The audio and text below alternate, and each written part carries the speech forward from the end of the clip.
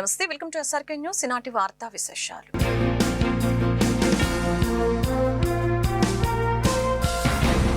రైతులకు రాజముద్రతో కూడిన పట్టాదారు పాస్ పుస్తకాల పంపిణీ కార్యక్రమం జిల్లాలో లాంఛనంగా ప్రారంభమైంది.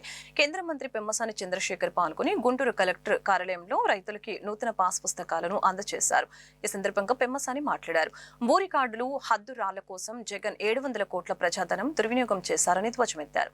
వ్యక్తులు కాదు భూమి శాశ్వతం అనే నినాదంతో కూటమి ప్రభుత్వం రాజముద్రతో పట్టాదారు పాస్ పుస్తకాలు పంపిణీ చేయడం జరుగుతుందని తెలిపారు. గ్రామాలు, పట్టణాల్లో ల్యాండ్ సర్వే ప్రక్రియను వేగవంతం చేస్తామని అన్నారు. భవిష్యత్తులో భూ వివాదాలు తలెత్తకుండా శాశ్వత పరిష్కారం చూపుతామని ఆయన స్పష్టం చేశారు. MLA Burla Ramanjaneyulu, mayor Kovelamudi Ravindra, joint collector Ashutosh Srivastav, DRO Khajavali తదితరులు పాల్గొన్నారు.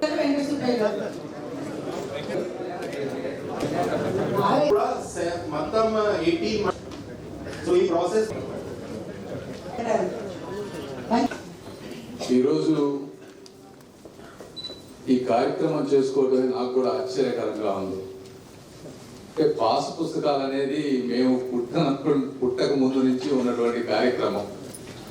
మళ్ళీ ఈరోజు కార్యక్రమం ఇది చేసుకుంటున్నాం అంటే దీనికి 2 కారణాలు. ఒకటి, ఇలా చేసుకునే అవకాశం కల్పించినటువంటి జగన్మోహన్ రెడ్డి గారు. రెండోది, భారతదేశంలో జరుగుతున్నటువంటి సంస్కరణలు.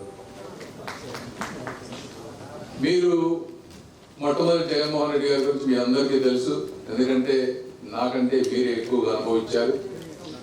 ఆ పాస్ పుస్తకాల మీద వారి బొమ్మ ఉన్నప్పుడు ఎంతో మంది బాధపడినటువంటి విషయం. అంటే పాస్ పుస్తకాలు మార్చడమే కాదు, ఆ రోజున సర్వే రాళ్ల కోసం దాదాపుగా 680 కోట్ల రూపాయలు, అదేవిధంగా ఈ పాస్ పుస్తకాలు మార్చడం కోసం, అంటే వారి బొమ్మ వేసుకోవడం కోసం 15 నుంచి 20 కోట్లు, దాదాపు సుమారుగా మొత్తం 700 కోట్ల రూపాయలు ఖర్చు పెట్టారు. 700 కోట్ల రూపాయల ప్రజాధనాన్ని కేవలం ఒక వ్యక్తి, అంటే ఆయనే శాశ్వతం అనుకొని ఆ విధంగా వేసిన విధానం. 700 కోట్ల రూపాయలతో ఎన్ని అభివృద్ధి చేశారు? ఎప్పుడు మెడికల్ కాలేజెస్ అని అడుగుతారు. 2-3 మెడికల్ కాలేజీలు అయిపోయి, గ్రామాల్లో కొన్ని 100 గ్రామాల్లో రోడ్లు అయ్యాయి. సో రకరకాలుగా చేయవచ్చు. అయినప్పటికీ వారు చేశారు. ఏదేమైనప్పటికీ ఈ రోజున మళ్ళీ గౌరవ ముఖ్యమంత్రి గారు చంద్రబాబు నాయుడు గారు దీని విధానం కాదు, వ్యక్తులు శాశ్వతం కాదు, రైతులు శాశ్వతం, భూమి శాశ్వతం అనే ఉద్దేశంతో ఈరోజు మళ్ళీ దీనికోసం 15-20 కోట్లు ఖర్చు పెట్టినట్టున్నారు. ఈ ఖర్చు పెట్టాల్సి వచ్చింది, తప్పదు. ఈ ఖర్చు పెట్టడం ఇది ఒక విధానం. ఈ రోజు అందరికి ఇవ్వటం అనేది, అవేర్నెస్ చేయటం అనేది. దానికన్నా ఇంకో ముఖ్యమైన విషయం ఏంటంటే భారతదేశంలో వస్తున్నటువంటి సంస్కరణలు. ఈ ల్యాండ్ రికార్డ్స్ అనే డిపార్ట్మెంట్ నాకెందే ఉంది రూరల్ డెవలప్మెంట్ లోనే. మేమే చాలా కొన్ని తీసుకొస్తా ఉన్నాం. అయితే నేను రాకముందే ఈ సర్వే, రీసర్వే చేయాలనేటువంటిది ఒక ఆలోచన చేసి, ఈ విధంగా ప్రతి గ్రామంలో ప్రతి భూమికి చిన్న ఇష్యూలు ఉన్నాయి కాబట్టి వీటిని శాశ్వతంగా, అంటే 70-80 సంవత్సరాల క్రితం బ్రిటిష్ వారు సర్వే చేసి ఇచ్చినటువంటి హద్దులవి. అయితే ఇప్పుడు లేటెస్ట్ టెక్నాలజీస్ వచ్చినాయి.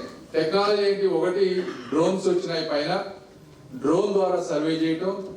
రెండోది, ఇంతకుముందు చైన్స్ పెట్టి కొలిచేవాళ్ళు, అలా కాకుండా రోవర్స్ పెట్టి కరెక్ట్ గా స్పాట్ ని ఐడెంటిఫై చేసి 2 నుంచి 3 సెంటీమీటర్ల లోపు హద్దులు ఇబ్బంది లేకుండా చేసి ఒకసారి పరిపూర్ణంగా దేశం మొత్తం సర్వే చేసి ఈ రికార్డులన్నీ డిజిటలైజ్ చేసి వీటన్నిటినీ సెంట్రల్ గవర్నమెంట్, రాష్ట్రంలోనే కాకుండా సెంట్రల్ గవర్నమెంట్ లో ఒక రిపాజిటరీలో పెడితే, వారు అన్నట్టు ఇందాక, మీరు ఎక్కడ డాక్యుమెంట్లతో సంబంధం లేకపోయినా, మనం ఉన్నా లేకపోయినా ఒక ట్రాన్స్పరెన్సీ, ఒక పారదర్శకత వస్తుంది అనే ఉద్దేశంతో చరిత్రలో ఎక్కడా లేని విధంగా రాష్ట్రాలకి ఒక ఇన్సెంటివ్ ప్రోగ్రామ్ పెట్టారు.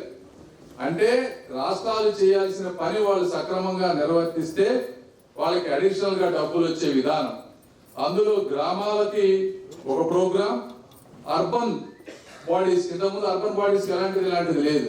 ఇవి 2 ప్రోగ్రామ్స్ తీసుకొచ్చి గ్రామాల్లో ఇవన్నీ చేయబట్టి మనం మా డిపార్ట్మెంట్ ఆంధ్రప్రదేశ్ ఇందులో నంబర్ 1 గా ఉంది. 490 కోట్ల రూపాయలు మనం ఇది చేయడం వల్ల, ఈ గ్రామాల్లో ఈ సర్వే చేయడం వల్ల రాష్ట్రానికి ఇన్సెంటివ్ గా కూడా డబ్బులు తీసుకున్నాం మనం. వేరే రాష్ట్రం ఏది కూడా ఇంతవరకు ముందుకు వచ్చి ఇంత అద్భుతంగా చేయలేదు. Sale of articles of rural artisans society Saras అనేది జాతీయ స్థాయి కార్యక్రమం అని కలెక్టర్ ఏ తమీం అన్సారియా తెలిపారు. నల్లపాడు రోడ్లోని సారస్ వేదికను శుక్రవారం జాయింట్ కలెక్టర్ అశోక్ శ్రీవాత్సవ, గుంటూరు నగర పాలక సంస్థ కమిషనర్ పోలీస్ శ్రీనివాసులతో కలిసి కలెక్టర్ ప్రారంభించారు. సారస్ ప్రదర్శన జనవరి 6వ తేదీ నుంచి 18వ తేదీ వరకు జరుగుతుందని చెప్పారు. మిరపకు గుంటూరు ప్రసిద్ధి కావడంతో మిరపకాయని మస్కట్ గా ఎంపిక చేశామని చెప్పారు. రాష్ట్రంలో మొట్టమొదటిసారిగా జాతీయ స్థాయి సారస్ కార్యక్రమం జరుగుతుందని 300 స్టాల్స్ ప్రదర్శనలో ఉంటాయని అన్నారు. కౌండిన్య ఎడ్యుకేషనల్ ట్రస్ట్ ఆధ్వర్యంలో ఈ నెల 4న పలు సేవా కార్యక్రమాలు జరగనున్నాయి. ఆంధ్రప్రదేశ్, తెలంగాణకు చెందిన 500 మంది విద్యార్థులకు ఈ సందర్భంగా 20 లక్షల రూపాయల మెరిట్ స్కాలర్షిప్స్ పంపిణీ జరగనుంది. ట్రస్ట్ వ్యవస్థాపకులు ఈవి నారాయణ శుక్రవారం బ్రాడీపేటలో ఈ వివరాలు వెల్లడించారు. గ్రామీణ ప్రాంతాల యువతకు ఉపాధి కల్పించే ఉద్దేశంతో నైపుణ్య శిక్షణ కూడా ఇస్తున్నట్లు ఆయన పేర్కొన్నారు. ప్రజలు పాల్గొని జయప్రదం చేయాలని పిలుపునిచ్చారు. నేను టీజేపీఎస్ కళాశాలలో లెక్చరర్ గాను, హెడ్ డిపార్ట్మెంట్ గాను, ప్రిన్సిపల్ గాను చేసి రిటైర్ అయినప్పటి నుండి సమాజంలో మనము అనేక మంది సహాయ సహకారాలతో ఎంతో లబ్ధి పొందాము. మన స్థాయిలో ఈ సమాజ రుణం తీర్చుకోవాలి అనేటువంటి అభిప్రాయంతో కొంతమందిని సేకరించి వారిలో ప్రధానంగా పామర్తి సాంబశివరావు గారు, బొబ్బేడి వెంకటేశ్వరరావు గారు, జల్లెడి శ్రీనివాసరావు గారు, వీరందరితో కలిసి కౌండిన్య ఎడ్యుకేషనల్ ట్రస్ట్ అనేటువంటి ఒక ట్రస్ట్ను స్థాపించడం జరిగింది. ఈ ట్రస్టు స్థాపించిన తర్వాత మొట్టమొదటిగా 21/7/2025లో 1 లక్ష రూపాయలు సెంట్రల్ బ్యాంక్ ఆఫ్ ఇండియాలో ఫిక్స్డ్ డిపాజిట్గా వేయడం జరిగింది, క్యాష్ రూపంలో. అదే రోజున జల్లెడి శ్రీనివాస్ గారు ఫైనాన్స్ సెక్రటరీ 1 లక్ష రూపాయలు చెక్ ఇచ్చారు. ఆ రోజే ఆ చెక్కును ఆ బ్యాంకులో వేయడం. ఏంటి అసలు ఇది 1 లక్ష లేదా 2 లక్షలు ఎలా సరిపోతుంది? సరిపోయినా సరిపోకపోయినా ఈ 1 లక్ష రూపాయలని లేక ఈ 2 లక్షలని బ్యాంకులో ఫిక్స్డ్ డిపాజిట్గా వేసి దాని నుంచి వచ్చేటువంటి వడ్డీని మాత్రమే ప్రతిభ కలిగిన పేద విద్యార్థులకు స్కాలర్షిప్లు ఇవ్వాలనేటువంటి ఆలోచన వచ్చింది. రావడమే కాకుండా దాన్ని వెంటనే ఆ సంవత్సరం 2/2/2006లో ఇంప్లిమెంట్ చేసాం. ఆ అమలుపరిచే దాంట్లో మొట్టమొదటిగా ఈ 4 సహ వ్యవస్థాపకులతో 10,000 రూపాయలని మేము ఒక 3 విద్యార్థులకి స్కాలర్షిప్కి ఇవ్వడం జరిగింది. 2/2/2006. దీనిలో ఒకళ్ళేమో నెల్లూరు వాళ్ళు, ఇంకో 2 విజయవాడ. అప్పటి నుండి అప్రతిహితంగా నిరంతరంగా ఈ విరాళాలు సేకరించడం, అలాగే ఈ సేకరించినటువంటి విరాళం కేవలం బ్యాంకులోనే ఫిక్స్డ్ డిపాజిట్గా ఉంచి ఆ వచ్చినటువంటి వడ్డీని మాత్రమే ఈ ప్రతిభ కలిగినటువంటి పేద విద్యార్థులకి పంచుతూ ఉండడం జరిగింది. మరి ఆ లక్ష ఈ రోజుకి 2,25,00,000కు చేరిందనేటువంటిది మీ అందరికీ వినయపూర్వకంగా నేను వివరిస్తున్నాను. గుంటూరు లక్ష్మీపురంలో నూతనంగా ఏర్పాటు చేసిన అటల్ బిహారీ వాజ్పేయి విగ్రహాన్ని ఈ నెల 4న ఆవిష్కరిస్తున్నట్లు బీజేపీ నాయకులు వెల్లడించారు. అరండల్పేట యోగి భవన్ లో బీజేపీ రాష్ట్ర ఉపాధ్యక్షులు శివన్ నారాయణ, జిల్లా అధ్యక్షులు చెరుకూరి తిరుపతిరావు, జూపుడి రంగరాజు మాట్లాడారు. ప్రజలకు స్ఫూర్తినిచ్చే విధంగా విగ్రహాలు ఏర్పాటు చేయడం జరుగుతుందని చెప్పారు. ఉదయం 11 గంటలకు జరగనున్న ఈ కార్యక్రమంలో పార్టీ రాష్ట్ర అధ్యక్షులు పివిఎన్ మాధవ్ పాల్గొంటారని అన్నారు. పార్టీ నాయకులు పెద్ద ఎత్తున తరలి రావాలని పిలుపునిచ్చారు. నగర ప్రజలందరికీ కూడా ఎల్లుండి 4వ తారీఖున ఒక శుభదినంగా మనం చెప్పుకోవాలి. ఎందుకంటే భారతదేశమే కాదు ప్రపంచమే రాజకీయాలు ఇంత విలువగా ఉంటాయా అని చెప్పి ఆశ్చర్యచకితులై చూసినటువంటి సన్నివేశం వాజ్పేయి గారి హయాంలో, అలాగే వారు ప్రతిపక్ష నేతగా ఉన్నప్పుడు కూడా జరిగింది. ఎందుకంటే ప్రతిపక్ష నేత ప్రసంగాన్ని చూడటానికి అప్పటి రోజుల్లో ఎంపీలు అందరూ కూడా పార్లమెంట్కి హాజరయ్యేవారంటే వారి యొక్క దేశం గురించి వారికి ఉన్న శ్రద్ధ, వారు మాట్లాడే విధానం ఈ రోజున మనం చూడాలి. అలాగే ఐక్యరాజ్య సమితిలో కూడా కాంగ్రెస్ ప్రభుత్వం ఉన్నప్పుడు కూడా దేశం గురించి నిజమైన వాదన వినిపించగలిగిన నాయకుడు భారతరత్న అటల్ బిహారీ వాజ్పేయి గారు. కాబట్టి ఆయన ఆ రోజు పంపించారు. ఈ రోజున వారు ఇప్పటికే కాదు ఎప్పటికీ కూడా రాజకీయంలో ఒక దిశానిర్దేశం మరియు స్ఫూర్తిదాయకం అని చెప్పి భారతీయ జనతా పార్టీ కాదు ప్రతి ఒక్క నాయకులు కూడా తెలుస్తున్నారు. ఒక్కొక్క చోట మేము చూస్తుంటే ఆశ్చర్యం వేస్తుంది. మన రాజధానిలో నేను అక్కడ 3 రోజులు పనిచేయించేటప్పుడు అక్కడ వెళ్ళే సాధారణ రైతులు వెళ్తూ వెళ్తూ ఒక దేవాలయం ముందు దండం పెట్టుకున్నట్టు నమస్కారం చేసుకుని వెళ్తున్నారు. ఆయన అడిగారు ఏంటంటే, అవునయ్యా 4 రోడ్లు కావచ్చు, గ్రామీణ సడక్ యోజన కావచ్చు, అలాగే పిల్లలకి ఈ రోజున ఇచ్చేటటువంటి అంగన్వాడీలు ఇచ్చేటటువంటి గుడ్లు, పాలు, పసిపిల్లలకి ఇచ్చేటటువంటి కార్యక్రమాలన్నీ కూడా మోదీ గారి మన వాజ్పేయి గారి సమయంలో జరిగినాయి. దాన్ని ఈ రోజున మీరు కంటిన్యూ చేస్తున్నారు. నిజంగా ఆయన దార్శనికుడు, పేద ప్రజలకు ఉపయోగపడేటటువంటి, దేశ అభివృద్ధికి ఉపయోగపడేటటువంటి గొప్ప పనులు వారు చేశారు. అలాగే అణు పరీక్షలు అమెరికా ప్రపంచ దేశాలన్నీ ఆంక్షలు విధించినా కూడా శక్తివంతమైన వాడికే ఎవరైనా గౌరవిస్తారు తప్ప శక్తిహీనులకు గౌరవించరు అనే సిద్ధాంతాన్ని ఆయన నమ్మి అణు పరీక్షలు చేశారు. ఈ రోజున ప్రపంచం అంతా కూడా మొన్న ఆపరేషన్ సింధూర్లో ప్రపంచం అంతా మనల్ని చూసి ఆశ్చర్యపోయిందంటే ఆ రోజున అబ్దుల్ కలాం గారి నాయకత్వంలో వాజ్పేయి గారు ప్రధానిగా ఉండి చేసినటువంటి దేశ రక్షణ కోసం చేసినటువంటి అణు పరీక్షలే అని చెప్పి ఈ రోజున మనందరం గుర్తుంచుకోవాలి. వారి రాజకీయ విధానం ఆ రోజున వారు పార్లమెంట్లో ప్రభుత్వాన్ని దేశంలో పాలన కోల్పోవలసి వచ్చినప్పుడు ఇతర పార్టీ నాయకులు మేము బేషరతుగా మీకు మేము మద్దతు తెలుపుతాం, మీరు పెట్టండి అంటే అవసరం లేదు, నాకు ఎప్పుడైతే నా కుటుంబంలో ఉన్న నాయకులు నాకు మద్దతు తెలపన్నారో నాకు మిగతా వాళ్ళది అవసరం లేదు, ప్రజాస్వామ్యం రక్షించబడాలంటే మళ్ళా ఎన్నికలకే వెళ్తాను తప్ప ఇటువంటి కుటిల రాజకీయాలు మేము చేయమని చెప్పినటువంటి గొప్ప మహనీయుడు వాజ్పేయి గారు. వారు ఎప్పటికీ కూడా ఆదర్శనీయం. ప్రజలందరూ కూడా స్వచ్ఛందంగా రేపు 4వ తారీఖున అక్కడ మన లక్ష్మీపురం జంక్షన్లో ప్రారంభించేటటువంటి వాజ్పేయి విగ్రహానికి రావాలని చెప్పి వేడుకుంటున్నాం. భారతదేశ మాజీ ప్రధానమంత్రి స్వర్గీయ అటల్ బిహారీ వాజ్పేయి గారి 100వ శత జయంతి సందర్భంగా గత నెల 11వ తారీఖు నుంచి మా రాష్ట్ర రథసారథి పివిఎన్ మాధవ్ గారు వారి యొక్క విగ్రహాలని ఆవిష్కరించాలని చెప్పి ప్రతి జిల్లా కేంద్రాలలో వారి యొక్క విగ్రహాన్ని పెట్టాలని పోయిన నెల 11వ తారీఖు ధర్మవరం నుంచి ప్రారంభించి మన రాష్ట్ర రాజధాని అమరావతిలో మొన్న డిసెంబర్ 25వ తారీఖున భారీ ఎత్తున 14 అడుగుల వారి భారీ విగ్రహాన్ని పెట్టడం జరిగింది. తర్వాత పెద్ద బహిరంగ సభ కూడా నిర్వహించడం జరిగింది. అయితే వారి జయంత్యోత్సవాల్లో భాగంగా గుంటూరు నగరంలోని లక్ష్మీపురం సెంటర్లో స్వర్గీయ అటల్ బిహారీ వాజ్పేయి గారి విగ్రహాన్ని రేపు 4వ తారీఖు ప్రతిష్ఠించబోతున్నాం.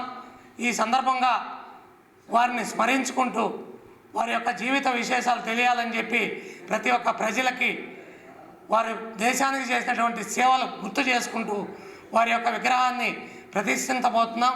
దాని సందర్భంగా ఈ కార్యక్రమానికి ముఖ్య అతిథులుగా వచ్చినటువంటి పెద్దలు గౌరవనీయులు బీజేపీ సీనియర్ నాయకులు జూపూడి రంగరాజు గారు, అలాగే మా రాష్ట్ర ఉపాధ్యక్షులు పిట్రా శివనారాయణ గారు, రాష్ట్ర అధికార ప్రతినిధి దర్శనం శ్రీనివాస్ గారు, అలాగే బ్రాహ్మణ్ కార్పొరేషన్ డైరెక్టర్ వెలగలేటి గంగాధర్ గారు ఈ యొక్క ప్రెస్ మీట్ కార్యక్రమంలో పాల్గొన్నారు. ఈ నూతన ఆంగ్ల సంవత్సరంలో భారతీయ జనతా పార్టీ అటల్ బిహారీ వాజ్పేయి గారి యొక్క ప్రతిమను గుంటూరులో పెడుతూ గుంటూరులో అనుకునే అనుబంధం 1957 నుంచి ఉంది గుంటూరుకు అనుబంధం ఆయనతోటి. ఆయనకి పౌర సన్మానం చేశారు 1968 సంవత్సరంలో. పౌర సన్మానం మున్సిపాలిటీలో ఎప్పుడైనా మున్సిపాలిటీలో చేస్తారు. కానీ ఆ రోజు ఉండేటువంటి కాంగ్రెస్ నాయకులు చివరి హనుమయ్య గారు గాంధీ పార్క్లో ఫస్ట్ టైం పౌర సన్మానం చేసి ఈరోజు ఉండేటువంటి చేంబర్ ఆఫ్ కామర్స్ రోడ్ ఏదైతే ఉందో దానికి వీర సావర్కర్ రోడ్డు నామకరణం చేయడం జరిగింది మున్సిపాలిటీలో. అప్పటి నుంచి ఉండేటువంటి గుంటూరు అనుబంధం ఎక్కువగా ఉండింది. వారు చెప్పారు, రాజనీతిజ్ఞుడు, రాజకీయ దురంధరుడు, అజాత శత్రువు, జ్ఞానబుద్ధుడు, భారతమాత యొక్క ఒక ముద్దు బిడ్డలో అపర ముద్దు బిడ్డ, ఒక చిన్న టీచర్ కొడుకై ఉండి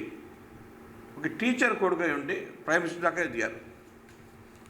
కాబట్టి భారతీయ జనతా పార్టీలో సామాన్య మానవుడు పైదాకా వెళ్ళొచ్చు, ప్రైమ్ మినిస్టర్ దాకా వెళ్ళొచ్చు అనేటువంటి సంకేతం మొదటి ఇచ్చిన వాళ్ళలో వాజ్పేయి గారు. ఈరోజు మోడీ గారు చూస్తున్నాం, టీఎంఏ వాడు కాస్త ప్రైమ్ మినిస్టర్ అయినాడు.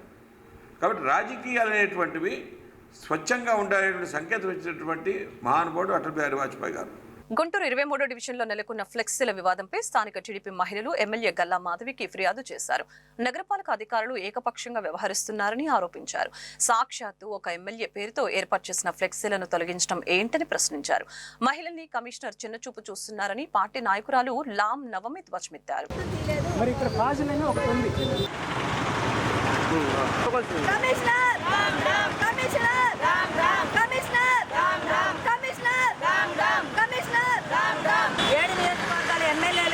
ఎంపీలకి చంద్రబాబు నాయుడు గారి ఫ్యామిలీకి ఫ్లెక్సీలు మొత్తం తీసేశారు. మళ్ళీ జనవరి 1 రోజు ఇంకొక 50,000 పెట్టి మళ్ళీ ఫ్లెక్సీలు వేసాము. అవి కూడా ఒక 2 గంటలే ఉంచి తొలగించారు. వేరే వాళ్ళు ఫోన్ చేస్తే నేను వచ్చి అడిగితే కార్పొరేషన్ సిబ్బంది వాళ్ళు మాకు టౌన్ ప్లానింగ్ ఆఫీసులో తీయమన్నారు అన్నాడు. లారీ వాళ్ళు వెళ్ళిపోయారు. ఏరియా సిబ్బంది, కార్పొరేషన్ సిబ్బంది. కమిషనర్ గారు తీయమంటే ఎవరు చెప్పినా వినరు కదా, మొత్తం తీసుకెళ్ళిపోతారు కదా, సగం లాభం ఎందుకు వెళ్ళారు. ఇంకొకటి టౌన్ మొత్తం తీయకుండా ఓన్లీ 23వ డివిజన్ ఫ్లెక్సీలే ఎందుకు తీయాల్సి వచ్చింది. తీసేవాళ్ళు మొత్తం తీయలేదు. అక్కడ గురుసని ఫ్లెక్సీ ఉంది, ఇక్కడ కొన్ని ఫ్లెక్సీలు ఉన్నాయి. అన్ని ఎక్కడెక్కడ ఏ డివిజన్లో వాళ్ళే వచ్చి మా డివిజన్లో కట్టుకున్నా కూడా ఉంచారు. కేవలం మా ఫ్లెక్సీలే ఎందుకు తీయాల్సి వచ్చింది. మీ టార్గెట్ బీసీ మహిళలు, ఎస్సీ మహిళలేనా?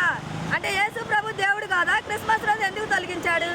మరి అప్పటి నుంచి ఇప్పటి వరకు మురుసుకని చెప్పి ఒక ఫ్లెక్సీ కట్టారు, అదెందుకు తొలగించలేదు? అంటే ముస్లిమ్స్ దేవుడు, క్రిస్టియన్కి యేసు ప్రభు దేవుడు కాదా?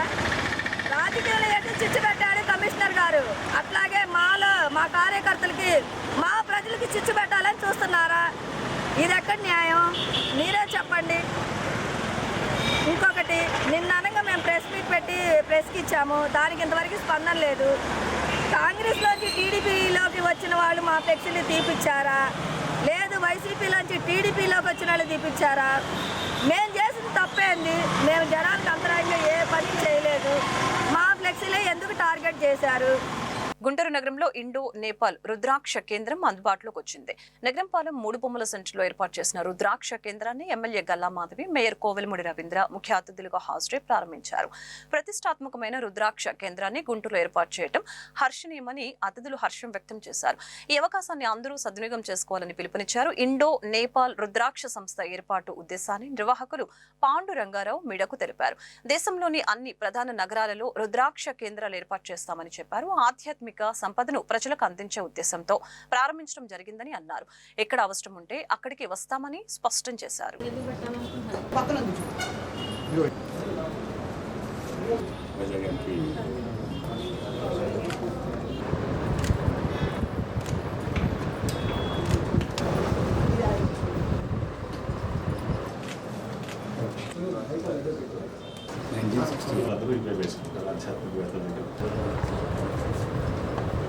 గుంటూరు నగరంలో ఈ రుద్రాక్ష ఆర్గనైజేషన్ ఇక్కడ ప్రారంభించడం సంతోషంగా ఉంది. కారణం ఏమిటంటే ఇప్పటివరకు దేశంలో ప్రధానమైన నగరాల్లో ఉండేది, పక్కన విజయవాడలో ఉంది కానీ గుంటూరులో ఇప్పటి వరకు రాలేదు.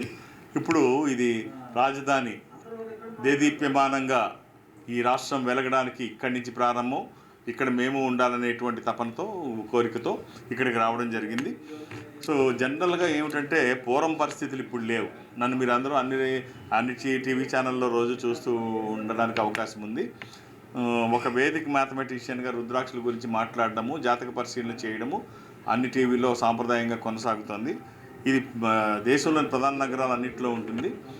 ఎందుకు ప్రతి చోటకి రావాలనేటువంటి ఆలోచన అంటే పూర్వం పరిస్థితులు ఇప్పుడు లేవు. మేము టీవీల్లో కూర్చుంటే గంటలు లేకపోతే హాఫ్ అన్ అవర్ ప్రోగ్రామ్ ముందు కూర్చొని చూడడం ఇవన్నీ తగ్గిపోయాయి. అంత రీల్స్కి అలవాటు పడిపోయారు, అంత సెకండ్స్లో మినిట్లలో అయిపోవాలి. సో దానికి ఇదయ్యి ఈ ఆధ్యాత్మిక సంపదని కూడా, ఈ స్పిరిచువల్ ప్రాపర్టీని కూడా ఒక కన్జ్యూమర్ ప్రోడక్ట్ లాగానే చూస్తూ ఎక్కడ తక్కువ వస్తుంది, ఆన్లైన్లో తక్కువ ఉందా ఇలా చూసుకొని వెళ్ళడం జరిగిపోతుంది. అంటే సమయం లేక, దూర ప్రాంతాలకు రావడానికి కుదరక, ఏది దొరికితే అదే కరెక్ట్ అనుకోవడం, ఏది దొరికితే ఇదే విలువైంది, ఇదే అసలైంది అనుకోవడం.